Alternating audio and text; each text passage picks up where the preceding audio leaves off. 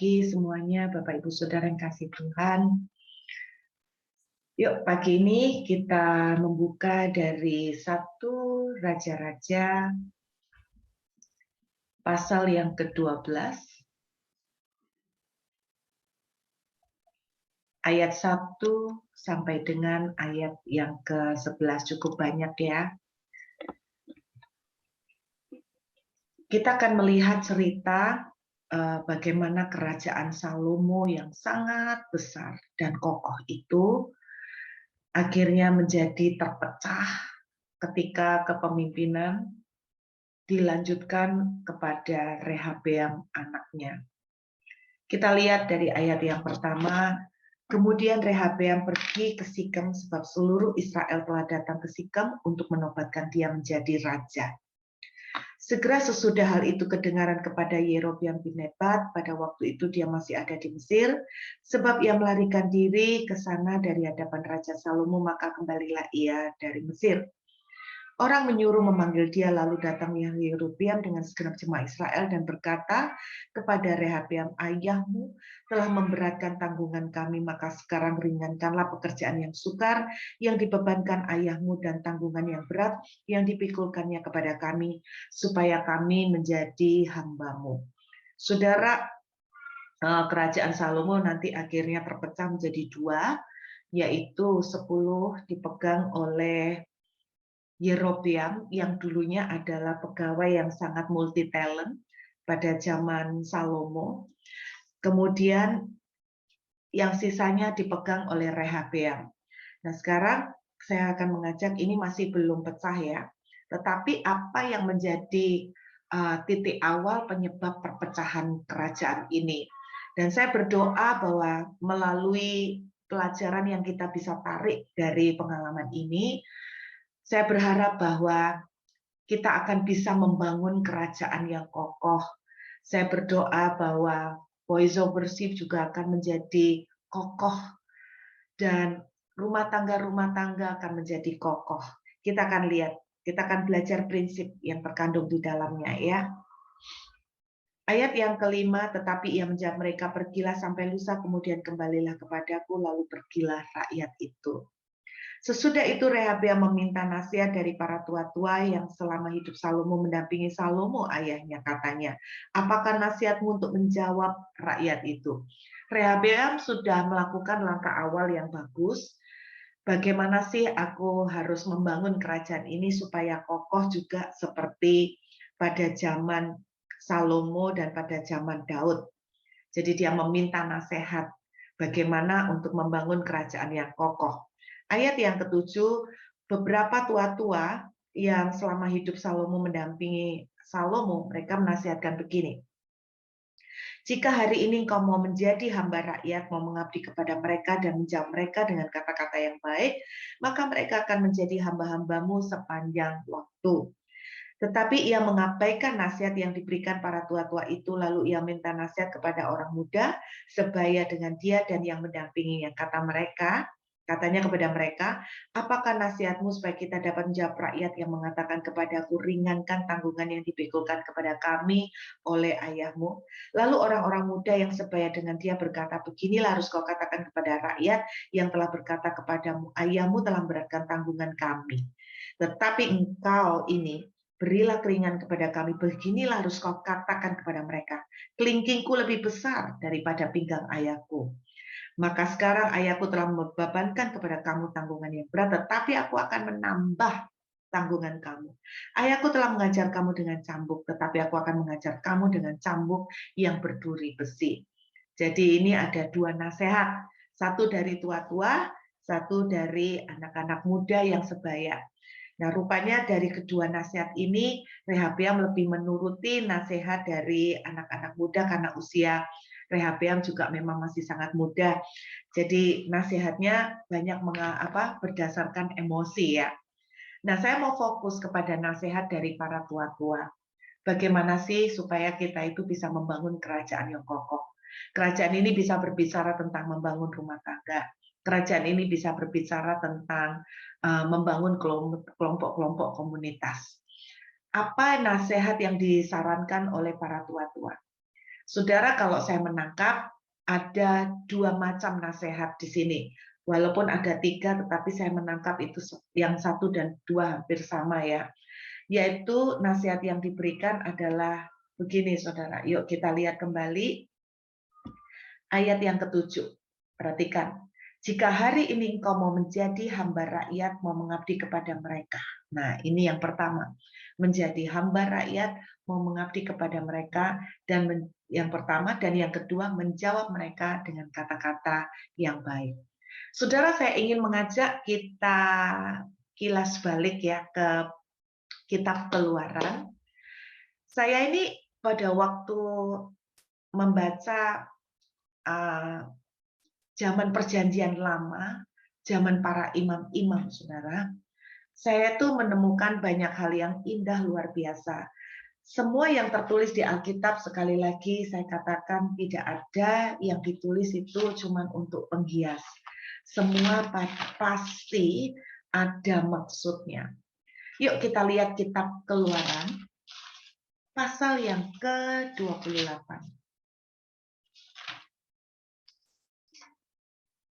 Kitab Keluaran, pasal yang ke-28. Oke, kitab Keluaran, pasal yang ke-28. Kita lihat ayat yang ke-33 sampai dengan ayat yang ke-35.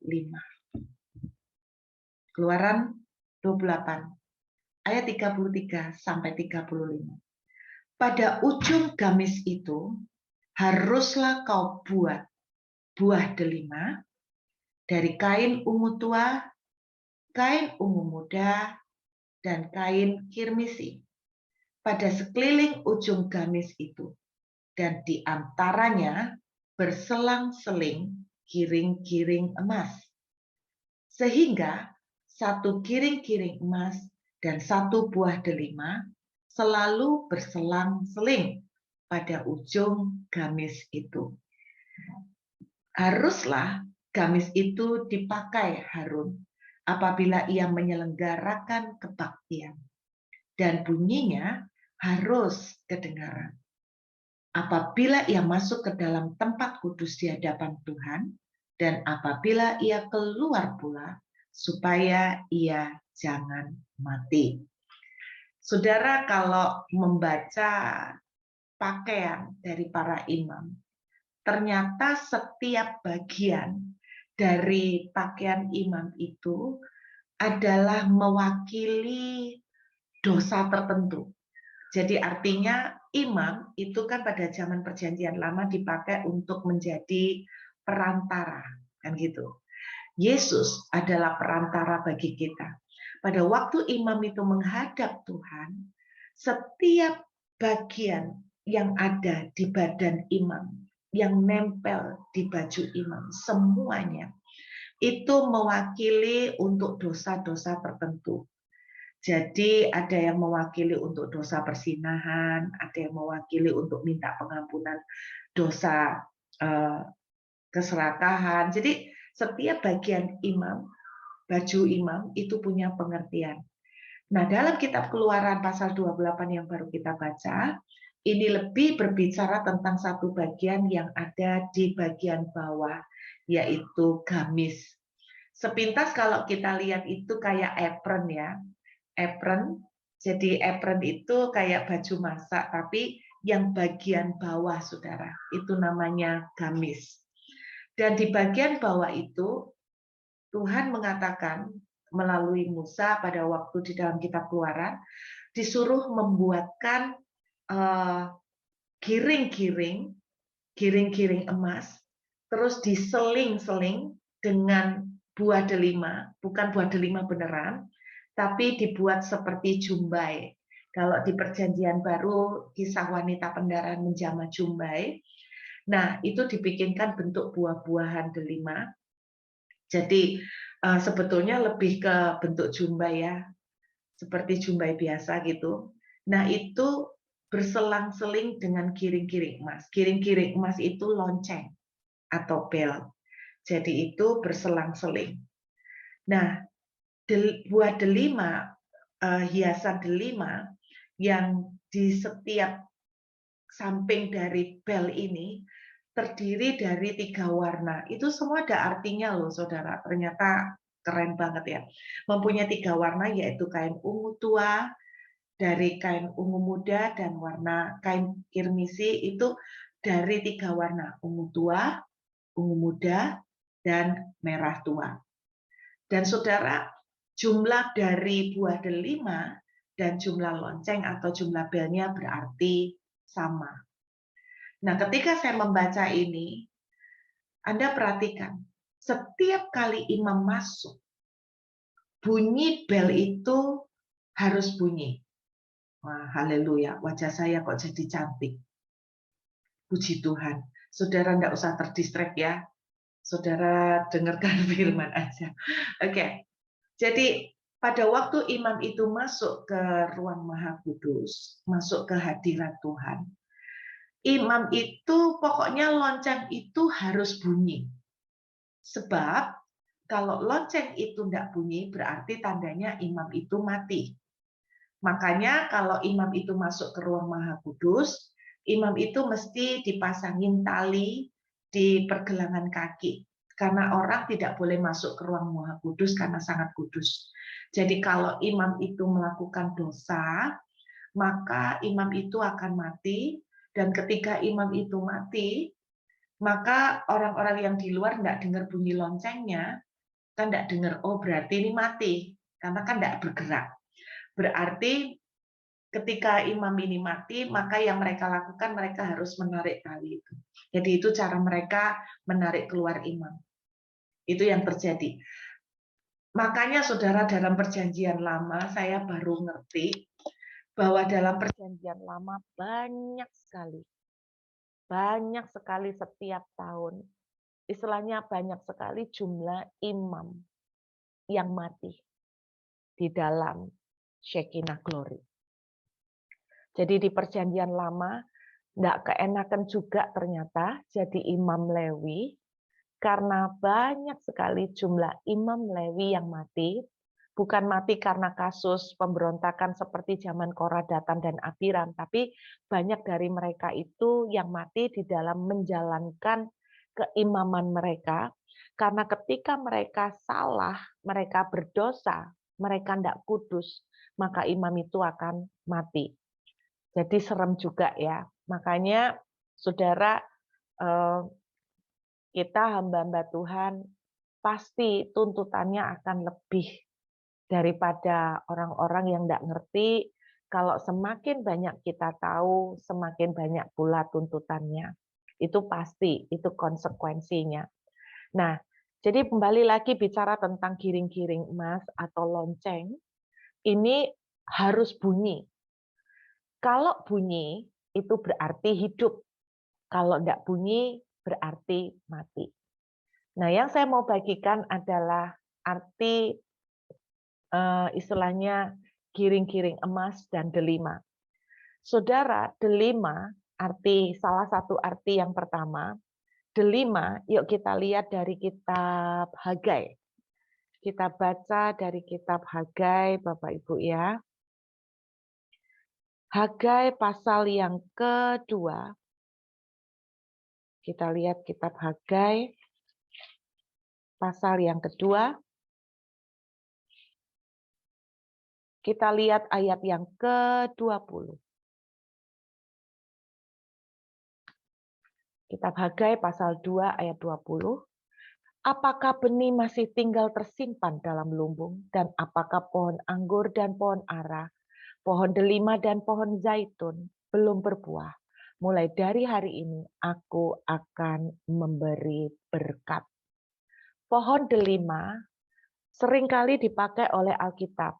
Itu berbicara tentang kemurahan, berbicara tentang kasih. Di dalam kitab Kidung Agung, seringkali kata buah delima juga diungkapkan sebagai lambang atau sebagai gambaran cinta. Jadi buah delima itu berbicara tentang kasih, berbicara tentang kemurahan. Saudara, apa yang Tuhan bicara melalui ini dan kemudian saya konekkan dengan kisah satu raja-raja tadi, salah satu kunci kokohnya sebuah kerajaan adalah seperti kata para tua-tua, adalah kalau kita itu punya sikap mengabdi. Kalau bahasa sederhana saya adalah sikap melayani. Voice of worship. Saya suka sekali ketika kemarin si Nita ngomong, kita semua sama-sama belajar. Kita semua sama-sama belajar, tidak ada seseorang yang mentang-mentang kebetulan sebagai founder atau sebagai pemimpin, lalu kita itu menjadi seperti diktator, kita menjadi seperti orang yang power syndrome, sok kuasa. Tapi saya berharap bahwa voice of worship itu akan betul-betul juga tumbuh dalam sebuah hati yang penuh dengan sikap melayani. Yesus sendiri berkata begini, barang siapa mau menjadi besar, dia harus menjadi kecil. Dia harus menjadi kecil.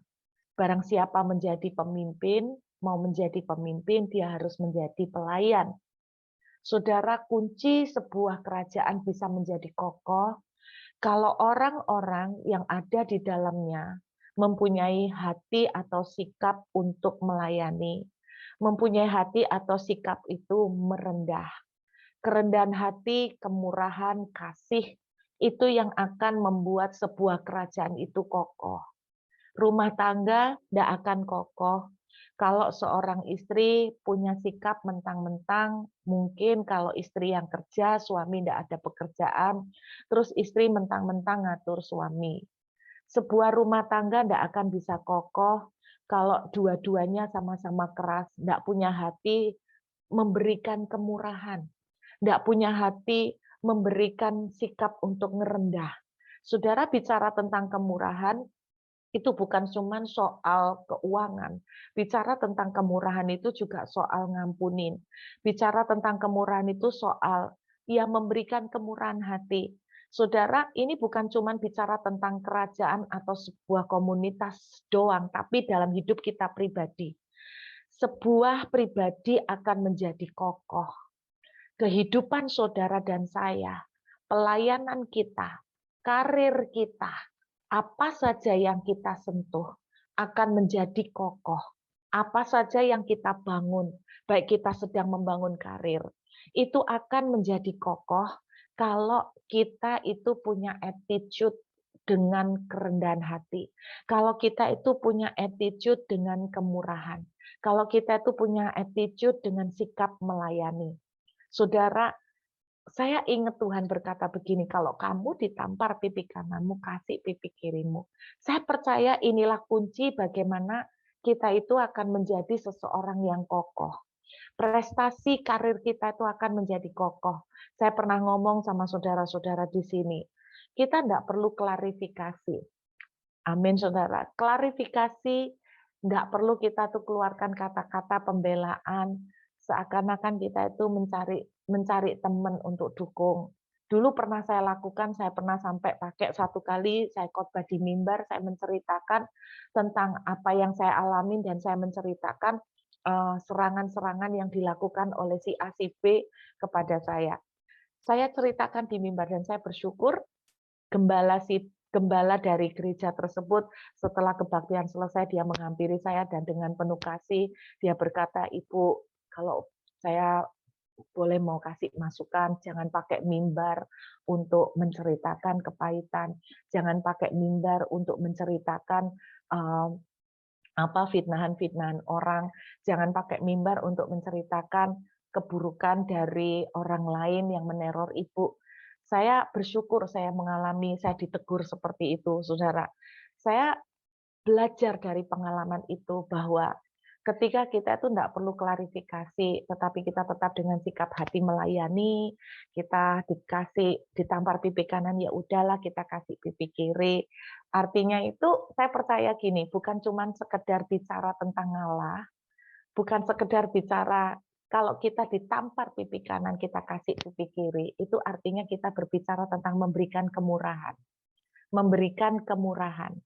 Saudara, jadi artinya bahwa kalau kita dirasanin orang, kalau kita dijelekin orang, kalau kita difitnah orang, mari kita belajar punya hati yang oke lah, cincai lah, kasih deh, whatever apa yang mereka katakan, dan kita terus berprestasi.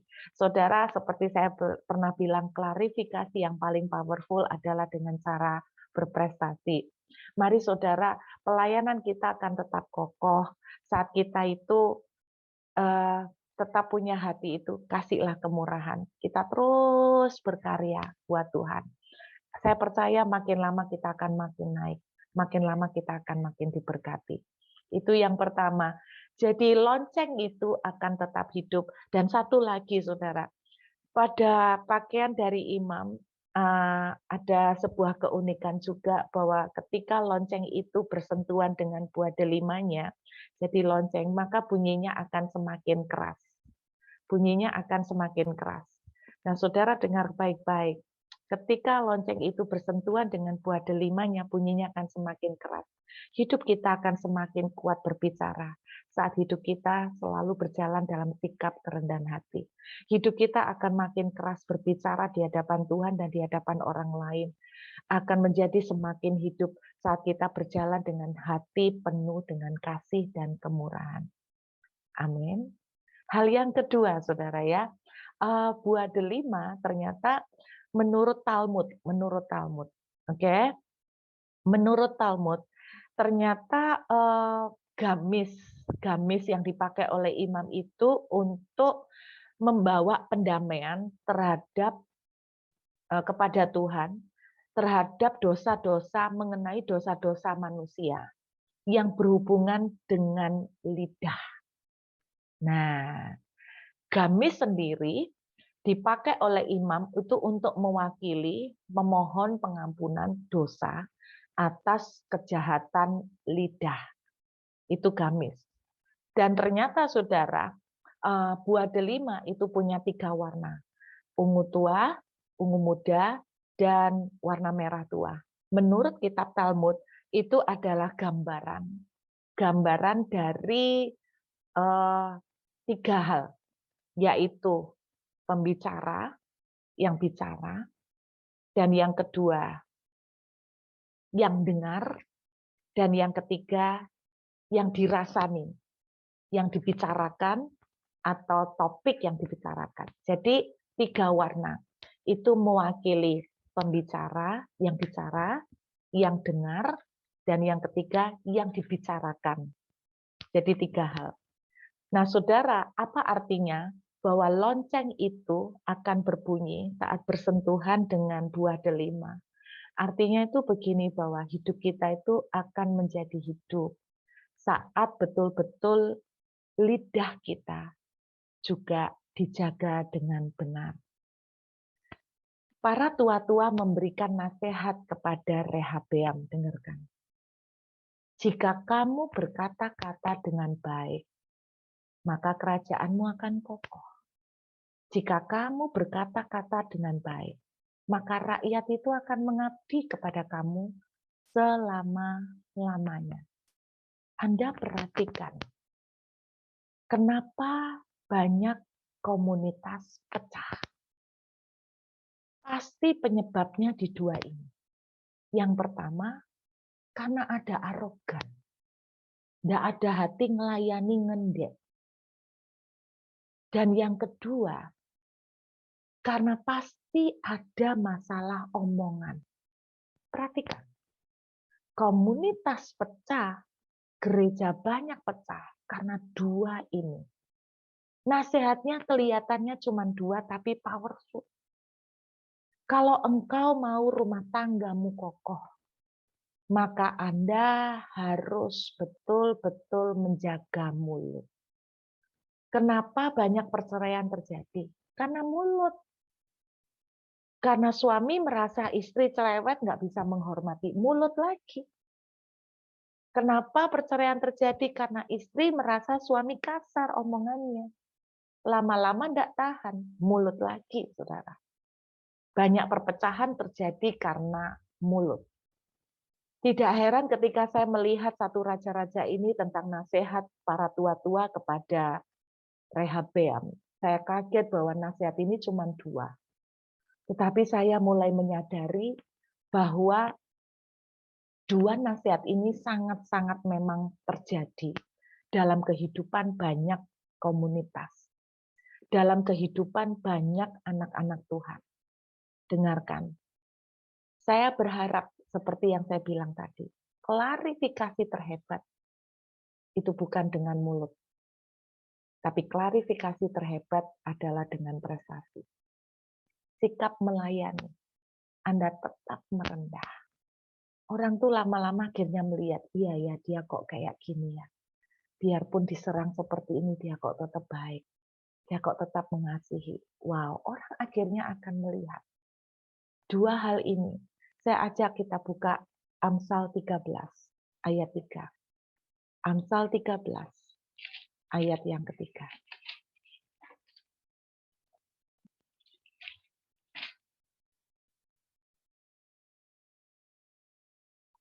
Perhatikan, Amsal 13 kita lihat dari ayat yang kedua ya. Dari buah mulutnya, seseorang akan makan yang baik. Nah, buah delima itu mewakili soal mulut. Oke. Jadi lonceng itu akan berbunyi kalau kita punya mulut yang baik. Perhatikan ayat yang ketiga dari Amsal 13. Siapa menjaga mulutnya akan memelihara nyawanya. Imam itu akan tetap hidup kalau dia menjaga mulutnya. Siapa yang lebar bibir akan ditimpa kebinasaan. Sekali lagi saya bilang, lonceng itu bunyi, tanda imamnya hidup. Dan tidak kebetulan kalau didampingi dengan buah delima.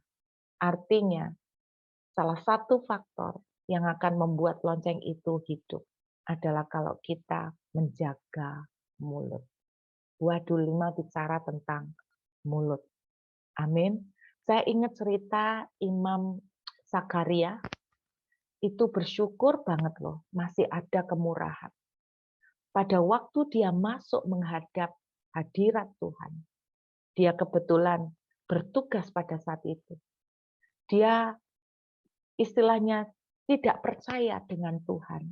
Dan dia ngomong, bagaimanakah mungkin hal itu akan terjadi? Masih bersyukur dia itu tidak mati loh Bapak Ibu. Dia tidak mati kalau udah kena di zaman perjanjian lama. Dia mati, saudara. Tapi dia tidak mati. Tapi apa yang terjadi Anda ingat? Malaikat Tuhan membuat mulut dari Zakaria bisu. Betul? Nah, imam itu akan tetap hidup kalau kita menjaga mulut. Kerajaan akan kokoh kalau kita bisa berkata-kata dengan baik. Komunitas itu akan kokoh kalau orang-orang di dalamnya hati-hati betul-betul jaga mulut. Saya tahu orang-orang Surabaya tertentu kalau guyon itu kadang-kadang bahasa Jawanya itu sampai memel. Sampai memel itu sampai parah. Dan seringkali tanpa sadar ketika guyonnya itu sampai parah, tanpa kita sadari kita itu sudah terbiasa kata-kata kita kalau ngolokkan orang itu terbiasa sekali. Nah, saya mau ingatkan hati-hati. Jangan karena kita itu sampai bercanda keterlaluan, 1 kali, 2 kali orang itu masih oke. Tapi lama-lama terus-terusin, kita tidak akan pernah tahu bahwa satu titik tertentu dia betul-betul akan terluka. Saya ingat kadang-kadang ada satu orang itu kalau goda temennya, misalnya contoh nih, gendut, gede, apapun lah istilahnya, kayak gajah lah, whatever. Saudara 1 kali, 2 kali, bahkan 10 kali itu kita melihat dia kayaknya nggak sakit hati. Dia kayaknya mempan gitu loh. Jinjai orangnya nggak gampang sakit hati. Tapi kalau boleh saya saran, sendak sakit hatinya orang kalau diterus-terusin. Pada satu titik akhirnya gambar diri atau harga diri dia bisa lama-lama akan istilahnya apa, akan terluka juga. Dan itu tidak jarang yang membuat akhirnya benih kepahitan, benih kecewa. Dan mereka akan bilang, "Wah, jangan sampai Devo itu, ya ngomongnya kalau guyonan nilokno, ngolok-ngolok sampai keterlaluan," dan sebagainya. Jadi saya berharap saya membaca di chatting, di chat room, langsung membahas soal Agni. Saya nggak tahu sih kalau soal Agni memang gimana, tapi memang Agni itu saya lihat mukanya Agni itu soalnya muka yang sabar banget ya. Jadi ini tipe-tipe yang gampang dibully gitu loh. Jadi saya berdoa teman-teman yang di onsite, yang sering ketemuan, sesabar-sabarnya Agni, sesabar-sabarnya dia gampang dibully, saya berharap jangan diterus-teruskan, keterusan kasihan juga. Mari kita itu, dengan kata-kata yang baik, kita itu membangun, kita itu memuji, kita itu kasih komplimen gitu loh ya, daripada daripada kita terus, ngolok dia. Ya puji Tuhan memang tipe kayak Agni itu nggak gampang sakit hati, puji Tuhan. Tapi yang lain walaupun tahu dia nggak gampang sakit hati, ya jangan keterlaluan toh ya. Dalam arti, mbok ya orang itu bagaimanapun manusia itu dari sononya itu dilahirkan, diciptakan Tuhan itu butuh pujian. Saudara kan butuh dipuji, mbok ya dikasih gitu. Saya berdoa ini akan membuat kita tuh akan semakin kuat, kita tuh akan membuat semakin, kokoh, Saudara. Kalau orang itu dikuatkan dengan pujian kan makin kokoh toh, Saudara, ya kan, betul? Amin, kan makin kokoh. Jadi kita masing-masing akan menjadi semakin hidup saat hidup kita punya hati merendah. Apapun yang terjadi, mari kita ngambil sikap merendah, ngalah, melayani. Dan yang kedua, mari kita berkata-kata dengan baik, sehingga keluarga kita akan kokoh. Anak-anak, suami, istri akan kokoh. Yuk, kita berdoa menghampiri Tuhan. Mari kita siapkan hati untuk perjamuan tubuh dan darah. Terima kasih Tuhan Yesus buat kasih setiamu pagi hari ini. Mari sama-sama saudara kita angkat roti di tangan kanan kita. Inilah tubuhmu yang dipecah-pecah bagi kami. Kami bersyukur Tuhan, kami tidak memerlukan imam perantara yang setiap waktu harus menghampiri Engkau. Tetapi melalui pengorbanan dan kematian Yesus, kami setiap saat menghampiri Engkau. Menghampiri tata kasih karuniamu dengan keberanian. Inilah tubuhmu yang dipecah bagi kami, tubuh yang menebus kami dari segala penyakit, tubuh yang membangkitkan, tubuh yang menghidupkan kami kembali. Saat kami makan, kami percaya kami telah menang, kami telah diberkati. Kami makan dengan iman. Di dalam nama Yesus, mari kita makan dengan syukur. Haleluya.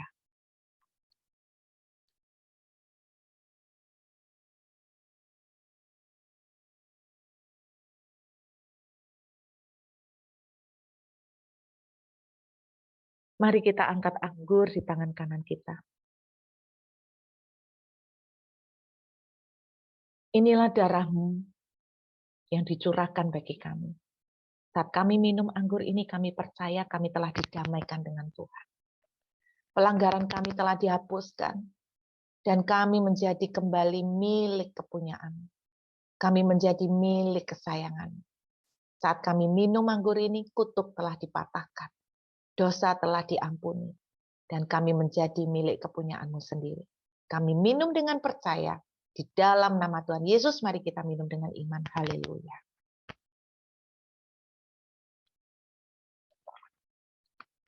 Terima kasih Tuhan, kami ucap syukur. Kami berdoa, beri kami hati yang semakin penuh dengan kemurahan. Dan kata-kata yang selalu bijak. Sehingga kami akan membangun, segala yang kami bangun akan menjadi kokoh dan tegak berdiri. Terpujilah namamu Tuhan di dalam nama Yesus. Amin.